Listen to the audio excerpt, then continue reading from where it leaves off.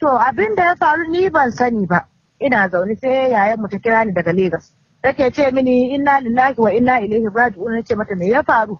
Tace wallahi abin bakin ciki. Gashi ta ga baby ana ta nuna ta a duniya tsirara. Nace mata saboda me? Ko kuma a ina aka yi wannan?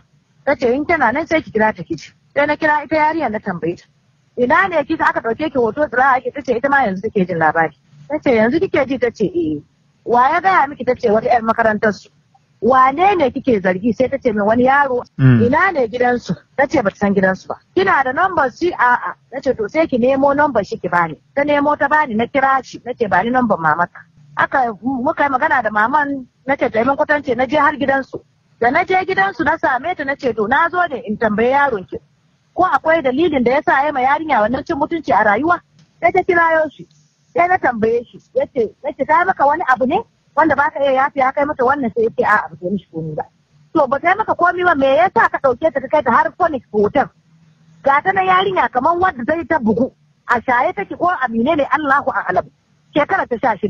Da ne a ce ta fara iskancin da ta kai wannan abun ba wanda ya taba sanin tana da wannan hali a rayuwa. Ba don ni na haife ta ba. Duk wanda ya san tarbiyyar da ne ma yarin nan wallahi ya ga hoton nan wannan sai ya kuka wani. Muna cikin wannan magana. Sai na ce ma yaron ya nuna mana tunda an ce bidiyon yana gare shi sai ya dauko wayar shi. Sai ya nuna mana da ni da uban shi da uwar duk ya nuna mana to bayan mun kalla sai uban ya ce to wannan ai ba wani abu bane ke hajiya kawai ki tafi yau tare mu ruwa juna a ciki ba wani abu ne tunda ba wai ciki yayi mata ba nace kai wurin ka ne kawai za a yi ma yarinya ya zama matsala to hajiya ki je kawai kin gane ko Allah ba mu sa a ki je mu kowa ruwa juna a ciki sai na wucewa ta ina fita rai na a baki sai na zo DSS na zo na samu director na lodging complaint nace an ci zarafin yarinya ta an ci mutunci an aje bidiyo shekara 3 yana ta ajiye wannan bidiyo sai da ta samu miji February aka je aka biya sadaki aka sa ranar aure next month ya kamata a ce ai auren nan 17 ga wata yanzu an fasa aure yaron ya ce ba zai yi ba saboda shi suka fara tura a bidiyo da ya ga bidiyo sai aka ci gaba da tura wa duniya ba network inda ba tura ba. Wani hali wannan bidiyon ya sa ita yarinyar? Yarinya ta shiga depression. Yarinya ta shiga depression abinci damuwa ba ta cin abinci. Ba rayuwarta ma nobody understood. Saboda haka da abun yayi a mai yanzu nace ta koma wurin babanta. Ta bar environment din nan tunda ta gama makaranta dama ta koma ta.